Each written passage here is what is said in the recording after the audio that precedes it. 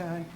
I call the meeting to order for Parks and Rec Advisory Board, and the first thing I'd like to do is I'd like to welcome Peggy Shivani and Keith Smith, who is not here, but I understand he'll be listening to the recording later. We're glad that you're a part of us, and I understand Peggy brings a lot of experience, that she was here before, I think even Christy was here, so we're excited about that.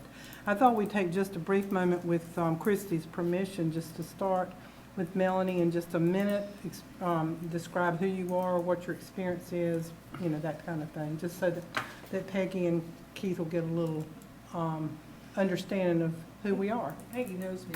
Yeah, we were on the board together. Okay, Yeah. okay. Melanie Champion, live on Tarpon Drive. Taught school for 28 years, physical education teacher, and coached volleyball, basketball, golf. What else you want to know? Okay.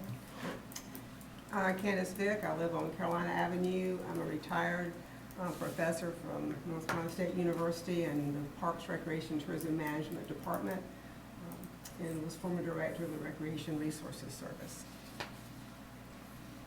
Peggy Shivani, I've lived here for 32 years. I was on Parks and Rec for, I think, 5 years, and I was the chair for the last 3 or 4. Thank you. Susanna Tucker, this is my second term. I was an educator in Cumberland County Schools, not PE or Parks and Rec, but career and technical education. And welcome, Peggy. Thank you. Mike Pearson, I live on Ferry Road. I've been living here permanently since 2010, and I previously served on the Beach and Inlet Protection Board, and I've been on this board for a year. Grace Bannerman, I'm a retired physical education teacher, live on Tarpon Drive, and this is my second year on this board. Thank you. So you have the agenda before you. If I could have a motion for approval or any adjustments. I'll make a motion that we approve the agenda. Okay, second. All in favor? Or do you need discussion? All in favor? Aye. So moved. All right, you also have the minutes in front of you, which they were also sent to us prior to the meeting for review. I would, upon review of these, I would entertain a motion for approval. One brief thing, if we can make sure that the motion to approve only includes old members. Okay, so I guess old members are the only ones that will approve the minutes because it was prior to the decision of the new board members, okay? Do I have a motion for approval? I'll make a motion we approve. Okay, I'll second. okay, second. Any discussion? All in favor? Aye. So moved. All right. The next thing on the agenda there then is the election of the chair and the vice chair. Is there something we need to do? So what we just need is, I need a motion first for the chair, and then whoever takes the chair position will then run the election for the vice chair. So, anybody's free to make a nomination. I nominate Susanna Tucker. I second. A second.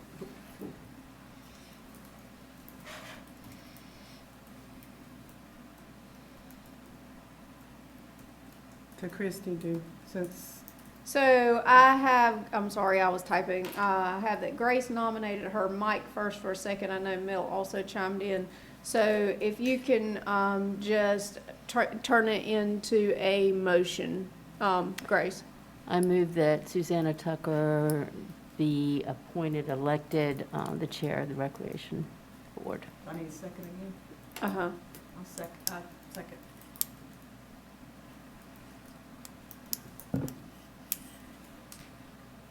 Give me 1 second.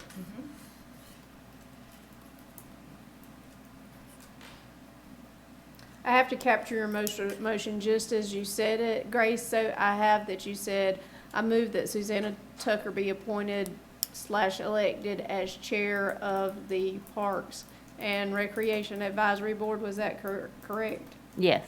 And then I had a second by Member Champion. Correct. So now you guys can move forward with your vote.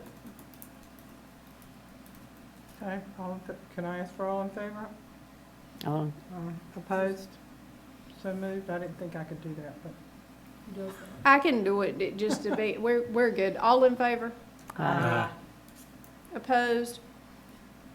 So moved. Okay, the next thing on the agenda there is to elect a vice chair, and I make the motion to ask Candace Vick to serve as vice chair. I'll Second. second. All right, I made the motion, Michael seconded, all in favor? Aye. That is unanimous then, right? So moved. All right, All right. now we can move You on. did it good. Y'all are We good. did it good. You're legal. Okay, so now it's going to be mostly Christie's agenda, programs, facility update, and discussion. Okay, quite a few things to update you guys on, so feel free to stop me along the way. Don't feel like you have to wait until the end. Tie-dye ended another summer of fun for families, was accomplished. Thank you to everybody that helped with that. I asked Emily to take some totals that I had kept over the years and run a spreadsheet comparison. And it looks as though going back, now the program started prior to 2015, but going back to 2015 is as far back as we went with totals. The biggest season so far was 2016. We moved away from averaging 274 people per week to averaging 174 people per week between 2016 and this year. So we'll see what next year brings. We're still doing pretty good, so we'll see how next year plays out before we make, I know we talked about that a little bit, but before we make a decision on that program. We held one camp based on the number of registered participants, and that camp was a huge success. Emily put out a advertisement, and we went to Fantasy Isle to golf. We would like to thank them for their hospitality. They ended up turning their inside space over to us for our second hour of the day, and we did some arts and crafts inside there with the kids while they had their ice cream. And they did not have to do that, so we appreciated it.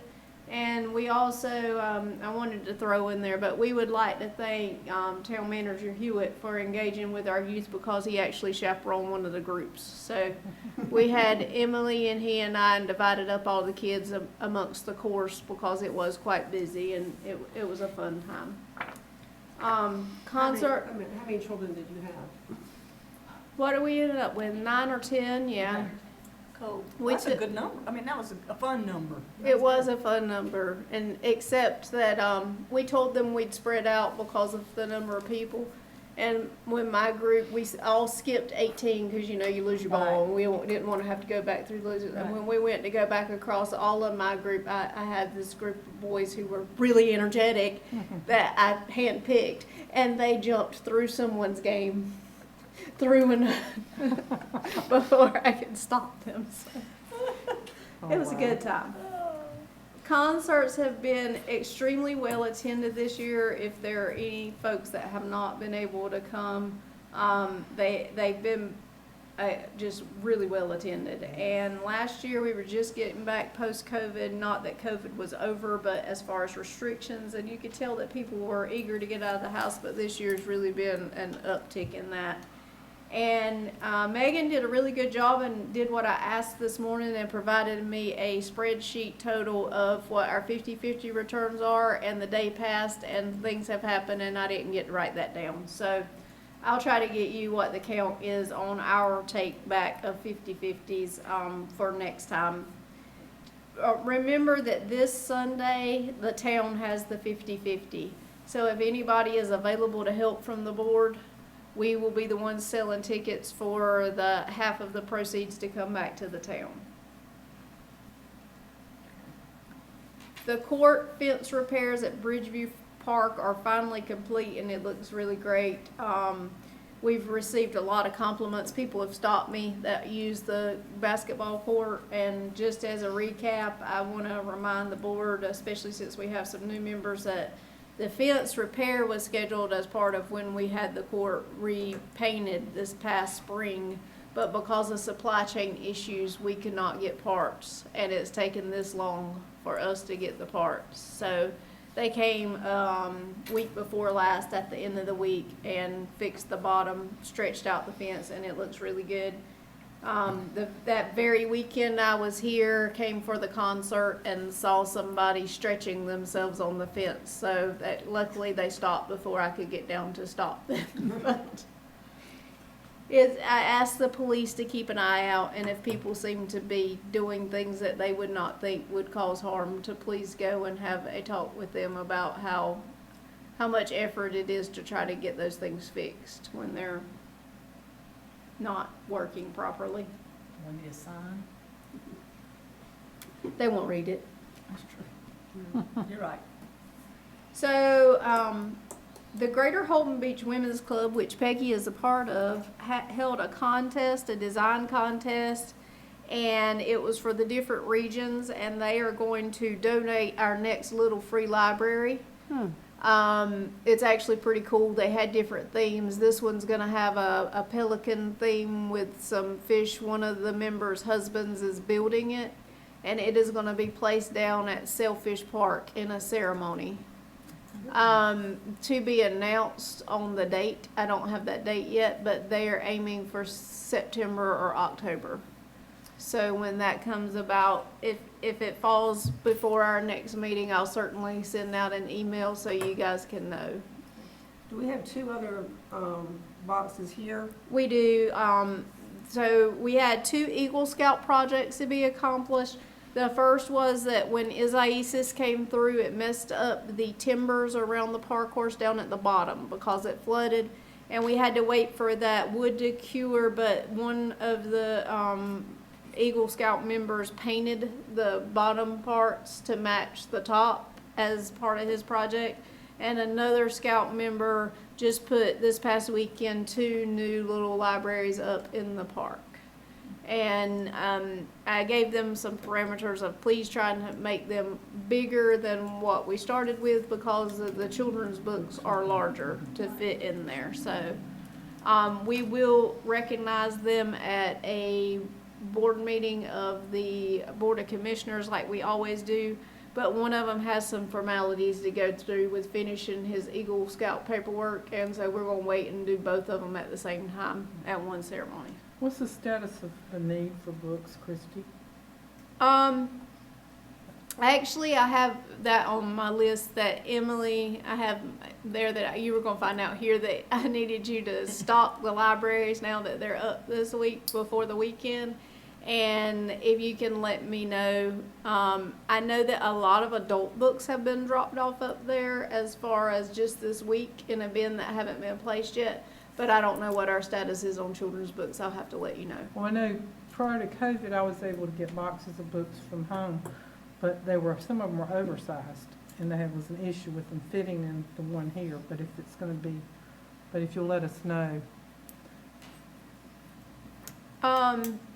And then upcoming events, the first big event will be October 1st. That's really more for you guys in case you get questions and so you'll know about traveling. Run HB, the half marathon, is going to be October 1st, which is the first Saturday. The half marathon is going to start a little later this year, so the half marathons will start at 8 and have until 11:30 to finish their time. The 5K is going to start the earliest, and it's going to begin at 6:45. And they'll also have a 1 mile in there at 8:30. But the bridge will close for the half marathoners to cross. And then it's going to be piloted when they're coming back and as they're on the boulevard like it always is. They go west to High Point and then they use all of the east end and go up into Dunescape. So if you guys have anywhere to be that morning, you're going to want to be where you need to be before it's time to be, or you're going to be stuck in traffic. Do we You need volunteers? They needed a couple of volunteers last year to direct traffic. The main thing is helping the police right here at Rothschild. That's what I did last year. And so if anybody just enjoys races and wants to cheer on and feels like you can stand in an intersection, you can let me know. But since we have such a large weekend the next weekend, I'm not going to ask you to do that. So that one will be totally, if that's something you're into and you want to let me know independently. Okay, and so that wraps up like my main parts of other program updates. So do y'all have any questions on that stuff before we get into the big thing of the day? Somehow I lost my computer connection. Okay, I know this, I'm going to go ahead and warn you, this is an 11-minute video, but I think it's worth it to segue into our event. So this shows you the path that Cycle NC is going to take before it gets to us. This is their promotional video. And I'll tell you that we're one of the very few that followed instructions. There's only about 2 of us that did what we were supposed to do for our segment. You were supposed to wear one of their jerseys that they provided in the segment when you introduced your town. So anyway, I think that Holden Beach did a really good job with ours, but we're of course at the end, but here we go. So here's what's going to happen with the cyclists making it to us October 8th. Oh, one more thing, sorry. As you pay attention, one thing I want to draw your attention to is I've been saying it, we've been saying it, that this is a big deal for people who are deciding where they want to retire. But it actually brought it into, it kind of underscored it. When you watch this video and he comes on the screen, you'll see at the back at the top it says Cycle NC, but down at the bottom it says Retire NC. So. Hi, I'm Whit Tuttle, the Executive Director of Visit North Carolina. I'm excited to have the opportunity to announce the 2022 route for the 23rd Annual Cycle North Carolina Mountains to Coast Cross-State Bicycle Tour. Cycle North Carolina was created in 1999 by Visit North Carolina, the NC Department of Transportation, Capital Broadcasting Company, and North Carolina Amateur Sports. Each year, these 4 organizations work together to host one of the largest and most successful cross-state bicycle tour events in the United States. Cycle North Carolina is a week-long bicycle tour across North Carolina that was created to promote the state's scenic beauty, heritage tourism, visitor attractions, historic sites, state parks, and healthy lifestyles. During the past 22 years, Cycle North Carolina has stopped overnight in more than 100 North Carolina towns and visited more than 800 North Carolina communities. Each overnight stop by Cycle North Carolina generates some of the largest sales days of the year for restaurants, hotels, bed and breakfast inns, visitor attractions, and other businesses in the overnight towns. Cycle North Carolina events generate millions of dollars in economic impact each year for numerous small North Carolina towns as the event travels secondary roads exploring our great state. Each year, more than 3,000 participants from more than 40 states and various countries travel to North Carolina to participate in the Cycle North Carolina events. The Cycle North Carolina Mountains to Coast route changes each year. It is my pleasure to announce that the 2022 route will begin at a scenic mountain lake nestled in the heart of the Great Smoky Mountains. She makes me feel like home's not so far away. She feels like Carolina. Hi, I'm Ken Howell, and I have the privilege of serving as the Executive Director of Lake Junaluska. We are so excited that next year in 2022, Lake Junaluska is going to be the start of the Mountains to Coast ride here in North Carolina. This ride is going to be an amazing adventure, and starting out here in this beautiful valley nestled high in the Great Smoky Mountains, you're going to start out on that great adventure. We look forward to hosting you and look forward to seeing you here and experiencing the best that Haywood County and that Lake Junaluska has to offer. Thank you, and we look forward to seeing you soon. The second overnight town in 2022 is home to the North Carolina Apple Festival and boasts one of the most scenic main streets in the North Carolina mountains. Must be Carolina calling me. Hi, I'm Michael Arrowwood. I'm with the Hendersonville Visitor Center, and I want to welcome all the riders who are coming next year to the Mountains to the Coast ride to Hendersonville, to our little town. It's a wonderful place, and I think you're going to have a great time here. Today is a beautiful fall day, and they'll tell you how excited we are. I've put on the colors of the Cycle NC, and we're going to have a great time here. We've got camping that's close to downtown. We have 25 restaurants on Main Street that are all locally owned, breweries, cideries, wineries, and just a lot of great things to do. So we're very excited. Hendersonville is ready to welcome you in 2022. Immerse yourself in the ultimate equestrian lifestyle destination when you visit the third overnight town, which was home to the 2018 World Equestrian Games. Oh, my sweet Carolina. We cannot wait to have you stop at Tryon Resort and Tryon International Equestrian Center on your trip cycling North Carolina. They're great restaurants to enjoy for dinner. They're wonderful places to stay. There's even a carousel to ride if you hadn't ridden enough. We can't wait to have you here. This will be one of your favorite stops as you cycle North Carolina. Enjoy another fantastic Main Street in the fourth town that is surrounded by rolling hills and the rumbling banks of Lake Wylie and the Catawba River. Yeah, when I need someone to remind me who I am. Yeah, Carolina can. Welcome to Belmont. I'm the City of Belmont Mayor Charlie Martin. We are very excited to host Cycle North Carolina at Stowe Park in downtown Belmont. Belmont is a quaint city located just west of Charlotte in Gaston County. On your visit, you will find a variety of things to do.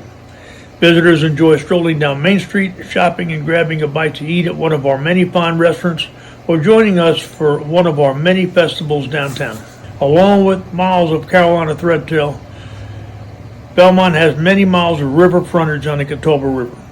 There are multiple river access points, including Kevin Lofton Riverfront Park and Riverside Marina, where you can rent kayaks and stand-up paddleboards. While you're in the River District, be sure to visit Muddy River Distillery, North Carolina's first legal rum distillery, for a tour. Enjoy your ride, and we can't wait to see you here in Belmont.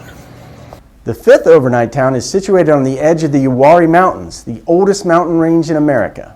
Oh, Carolina, you keep calling me home. Hello, my name is Ronnie Michael, and I'm currently serving as the mayor for the city of Albemarle. It is my pleasure to welcome you, Cycle North Carolina, to the city once again.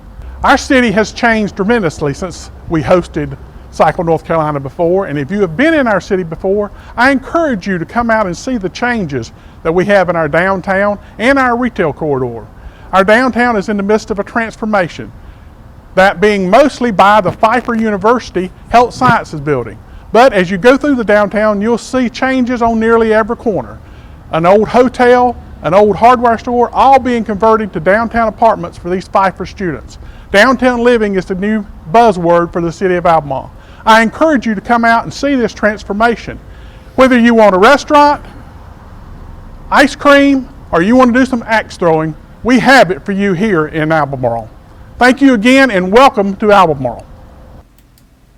The next overnight stop features a downtown with more than 50 historic buildings and is home to the annual John Blue Cotton Festival.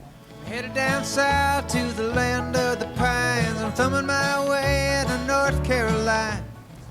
Hello from Laurinburg, Scotland County, a 21st century small town with a wonderful quality of life.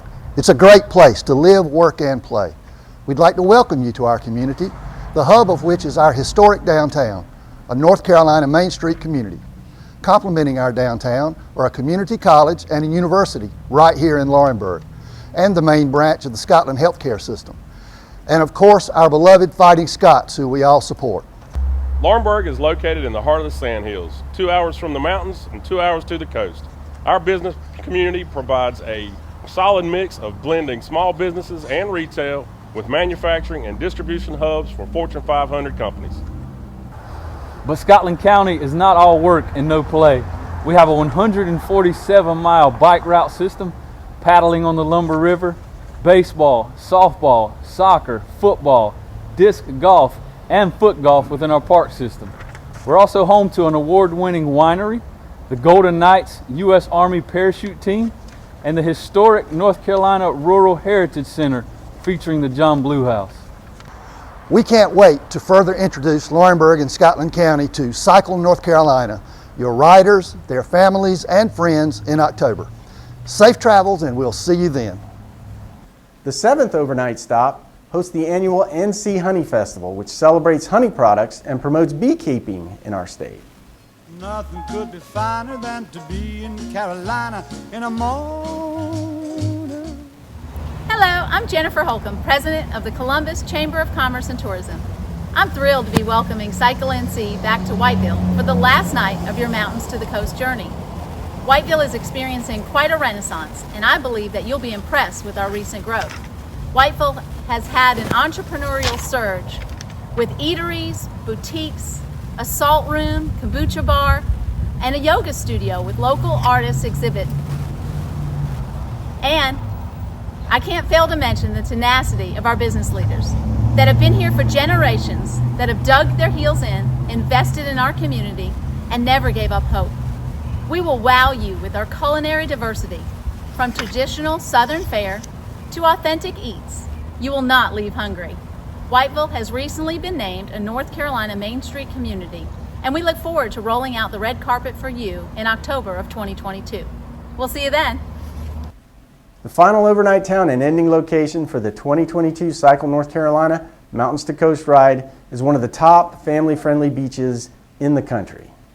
From the bottom of my heart, off the coast of Carolina.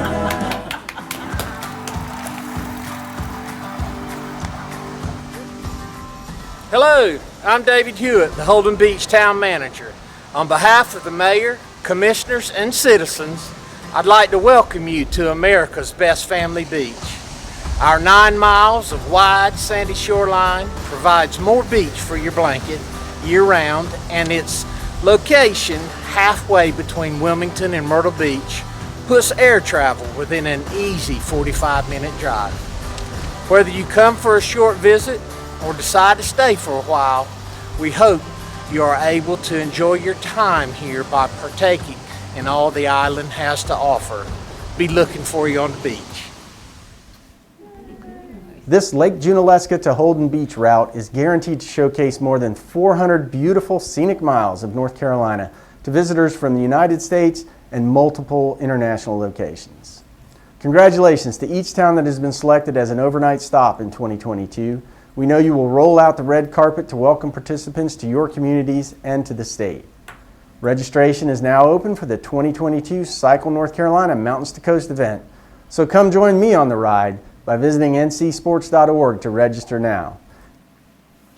All right, so y'all heard him. They're going to be traveling 400 miles on a bicycle, and we're in charge of the party when they get here. I love it. All right, that's wonderful. So, when we first signed on to this, we got one of those, all you really have to do is. Right. And so it was be in charge of having a party with a band. Make sure you have trash cans. We need a place to camp. And anything else extra that you could do that other places might not be doing. And then I got an email last week that ask about some other things. So I'm going to start with where we are. We do have a band. The band is going to play from 2 to 4 down at the pavilion, and that's going to be open so that everybody, the public, can come and interact with the cyclists and welcome them. We do, Chris and I are taking care of extra trash cans. That falls on the town for town cost. But we knew that up front. But the list that I got was, so the peak time for riders is not a race. So they're going to be arriving anytime they want to between 11 and 2. And so I got, can you have a high school band to play intermittently as people come across the finish line? Well, the answer to that is we have not been able to find one that will agree to do that because it's band competition season. So we can run our sound system, but somebody is going to have to be pretty close to our sound system because our sound system is a really nice sound system. And I don't want just anybody in charge of what they want is really to play some music as somebody crosses the line to welcome them and also kind of be able to intermittently say, hey, where did you come here from? And do an interview so that people can hear it. So almost like an MC. Also, they ask about cheerleaders from the high school. And Emily called. The cheerleaders are going to be able to come, at least some from West Brunswick. And they ask about them getting volunteer hours for National Junior Honor Society. So we're going to agree to that. They need a postcard and sign table that they're going to provide, but they may need a volunteer there so that people can fill out postcards and signs to send back to their friends and family. And they also want to set up a photo booth so that people can take pictures, and they're going to also supply the photo booth, but they may need volunteers at the photo booth. And they were asking about the cheerleaders, but I don't know how many cheerleaders we're going to get. So if any of these things, as in postcard table or photo booth, jump off the page as something that you would like to do, feel free to let me or know later in an email that, you know, that kind of fits in what you like. They ask about a rental company to rent beach games from so that they can set up like cornhole and bocce and stuff on the beach. Emily, I think, was able to find one company, but we haven't supplied them with that yet. That's on the list for this week. You sent it to her. The commissioners did approve for them to have a beer garden up next to the lift station for just their cyclists only, for one beer when they finish their ride, the way they do for Run HB. So that will be up at the pavilion, and it will be barricaded off to do the stuff they're legally supposed to do with age and all of that. But if you see that, that's what's going on there. And then they ask about, they wanted to produce a large, which I think is a really cool idea, but it'd be the first time they've done it, a large map of the U.S., and then they're going to let folks put pins in to where they came from. Cool. Oh, that's cool. And they ask about somewhere to place that. And at first I was baffled. And then I thought on the side of the pump station is the only thing I could come up with, but I don't exactly know how they're going to hang it. And so I told her that maybe if they use something like you would hang a big picture on the wall with the wire piece around the back and draped it over the slats of the fence, that it could come down, but they would probably still need something that somebody that's better at something like that than me may have some suggestions. But How big is it? since they hadn't done it before, she wasn't sure, but she asked if we could take a picture of the side of the fence so she could envision what I couldn't think of. If y'all could think of somewhere else up there that would work. But I'm thinking it's going to have to be at least kind of almost like from where that light is over. You're gonna need somebody in the front and the back to push the pin through and put the back on the pin. What if it were mounted on styrofoam board? I don't know who's going to provide the map, but if it was mounted on styrofoam board and maybe rather than pins, have like a permanent marker. Pins could be falling out or whatever. Are you talking about if we were walking up toward the pavilion, the side on the left, sort of where y'all set up for 50-50? Okay.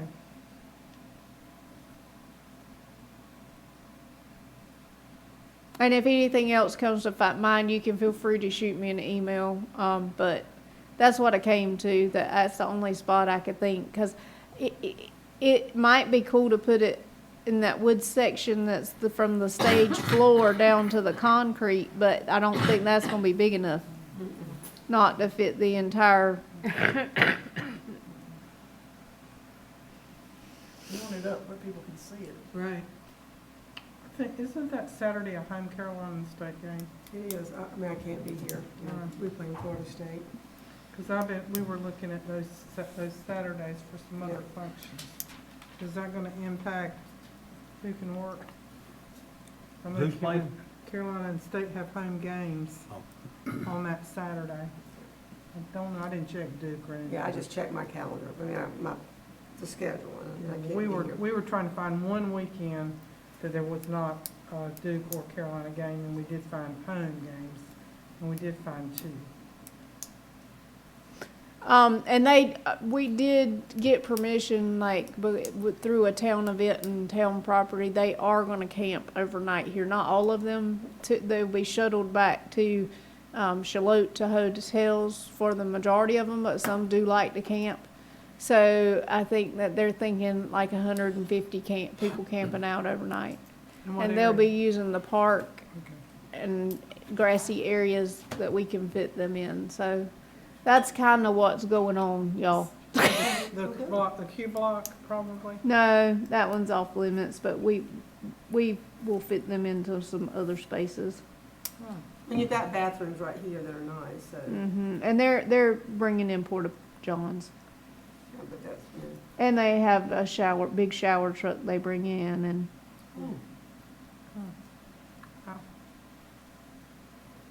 So to recap, your need for volunteers would be sound system, manning that, postcard table, photo booth. Are you gonna need volunteers for the beer garden, or were they taking? we're not gonna take liability for that one. And if you get beach games, will they need They'll- to be manned by the town? They didn't say they need anybody to man it, but we may. And then additionally, the only thing I didn't get to yet, I think, is the, something different that they wouldn't get anywhere else is we're gonna do a kite festival. So, the John McIntyre, that was the former chair, he's been the one to take charge of that part, and he has recruited some folks to help fly. They are gonna put anchors in the ground on Friday evening, and he may need some extra help with setting anchors, but they plan to fly, he told me 11 to 4 Saturday. He needs southwest wind 10 to 15, so everybody wants to help with that weather order, that'd be great. We just pray for that one.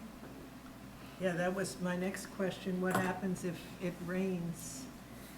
If it rains, they still come, and that will impact where we're able to put the sound system, so that would be altered.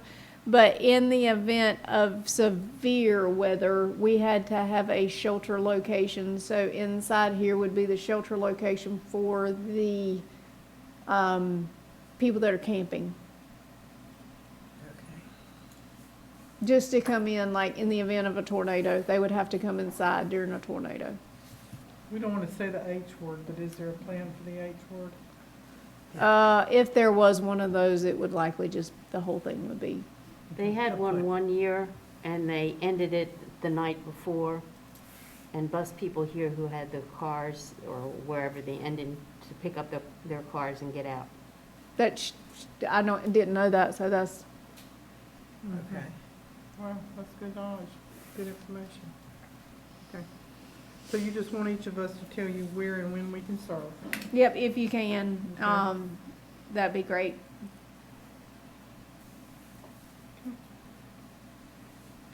And I did want to also point out a couple of things. One is, on our side, we've been dealing with a lot of this with like logistics and working with the company, Chris and Jeremy and I, but I just want you guys to understand, especially as you talk to the community, that when we do large events like this, yeah, it's a recreation event, but our police force becomes totally in charge of public safety. And they pretty much have said all hands on deck and you may not take vacation. And they're going to be handling this event, and they actually don't even have enough of them. They're going to request some help. And the run is the weekend before, and then the festival is the last weekend. So they are taxed for 3 weekends in October, which makes me strongly consider what my plans are for Halloween. I'm not there yet. Because anything that we do is large requires them, and they're exhausted. Well, if we still want to do something for Halloween, but not like we've done in the past year pre-COVID, when we did something out there in the park area, we still could do a trick-or-treat thing like we did with the drive-by. Then a couple of us could handle that, if you still want to do something. Yeah, and I'm actually considering like maybe on Halloween, which is a Monday evening, having something like that, and also, maybe like a monster dash where it's like a little run in costume or something, or bring your dog in costume. But it really depends on my personal resources of myself at the time, because all of these involve me too, and what else I have. So,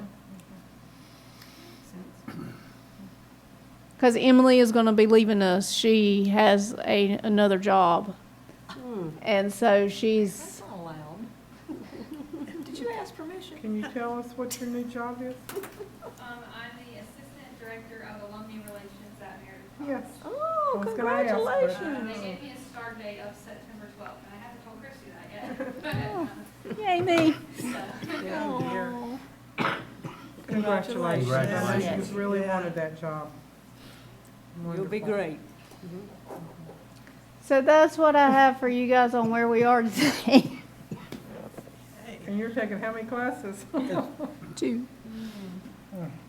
Where exactly do they set the beer garden up? They do it, so the gravel lot that is, if you were to follow Brunswick up and the pump station's on your left, that gravel lot that says no parking, that stays open for Chris and them to be Okay. able to drive in there. Okay. They barricade it off. Okay. And then you can only Okay. gain entrance if you're a cyclist. Okay. I was just wondering if it was going to interfere in any way with the stage. Sure. When you have the music going between 2 and 4. I was excited to hear you have extraordinaire. Yes. Find out. That'll be good. So that's all I have. Oh, okay. Any questions before we move on? Sounds great. Okay, we do not appear to have anyone from the public present for public comment, so if there are no other questions, then I will have a motion to I adjourn. move we adjourn. Okay, second? Second. All in favor? Aye.